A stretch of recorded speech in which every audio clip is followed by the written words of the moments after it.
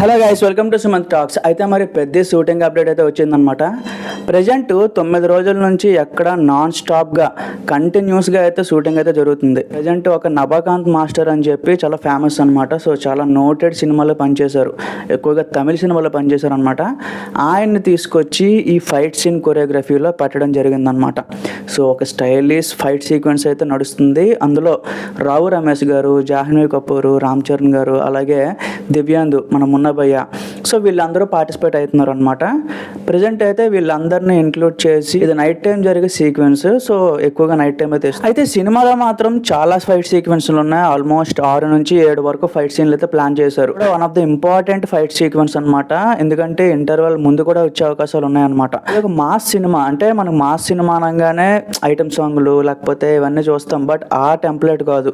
రంగస్థలంలో కూడా ఐటమ్ సాంగ్లు ఉంటాయి, ఫైట్ సీక్వెన్స్లు ఉంటాయి. అంత మాత్రాన అది తీసిపారేయాలి. ఇక్కడ కూడా సేమ్ అలాంటి ఫార్ములా బుచ్చిబాబు వాడుతున్నాడు అనమాట. సో మాస్ ఆడియన్స్ పల్స్ ఎలా పట్టుకోవాలి, సో వాళ్ళని ఎలాగా ఈ సినిమాలో ఇన్వాల్వ్ చేయాలి అనే థాట్ మీద సినిమా అంతా తీసుకెళ్తున్నాడు. సీనియర్ ఆర్టిస్ట్ అని లేదు, జూనియర్ అని లేదు, ఎవరని లేదు, అందరూ కూడా చాలా ఎఫెక్టివ్గా పనిచేస్తున్నారు అనమాట. ఎస్పెషల్ ఆ స్లాంగ్ డెలివరీ చేసేటప్పుడు కూడా చాలా జాగ్రత్తగా, అంటే బుచ్చిబాబు దగ్గరుండి నాకు ఇలాంటి పదాలు కావాలి, లేకపోతే ఈ లెంత్లో వాడాలి అని చెప్పి కరెక్ట్గా అన్నీ చూసుకుంటున్నాడంట. సో మనకి కరెక్ట్గా ట్విట్టర్ మొత్తం ఎక్కడ దిగినా ఈ రోజు దాకా ఒక్క లీక్డ్ ఇమేజ్ కూడా కనిపించలేదు మనకి.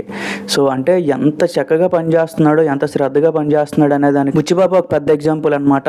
సో మన గేమ్ చేంజర్ చూసుకుంటే సినిమా షూటింగ్ స్టార్ట్ అయినా అట్లీస్ట్ ఒక 3-4 రోజులకే బయటకు మొత్తం పిక్స్ వచ్చేసినాయి, వీడియోస్ వచ్చేసినాయి, అన్నీ వచ్చేసినాయి.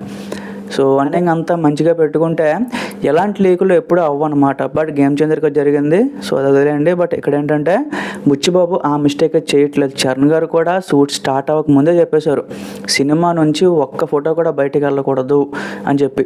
సో బుచ్చిబాబు కూడా ఇచ్చిన మాట ప్రకారం బయటకు ఒక్క ఇమేజ్ కానీ, ఒక కంటెంట్ కానీ, ఒక స్టోరీ కానీ ఈ రోజు దాకా సినిమా స్టోరీ అది అంచుగా ఎవ్వరూ తెలియదు అనమాట. ఆ లెవెల్లో సీక్రెట్గా మెయింటైన్ చేయడం జరుగుతుంది. మంచిదే గైస్, అలానే ఉండాలి సినిమా అంటే. అయితే ప్రజెంట్ అయితే ఈ షూటింగ్ అంతా అవుతుంది గైస్. చరణ్ గారు కూడా మంచి స్టంట్లు అయితే చేస్తున్నారు ఇందులోన. సో తెలిసిందే కదా, చరణ్ అన్నకి ఈ రోజు దాకా డూప్ అయితే లేరనమాట. సో ఎలాంటి డూపులు లేకుండా, ఇంకొకరి మీద డిపెండ్ అవ్వకుండా, సో మోస్ట్ రియలిస్టిక్ స్టంట్స్ ఎవరైనా చేయగలరు అంటే చరణ్ గారు ముందు ఉంటారు అందులో. పెద్దలో కూడా అలాంటి సీక్వెన్సెస్ లోడ్ అవుతుంది అనమాట. సో మరిన్ని అప్డేట్స్తో మళ్ళీ వస్తాను గైస్, స్టే ట్యూన్.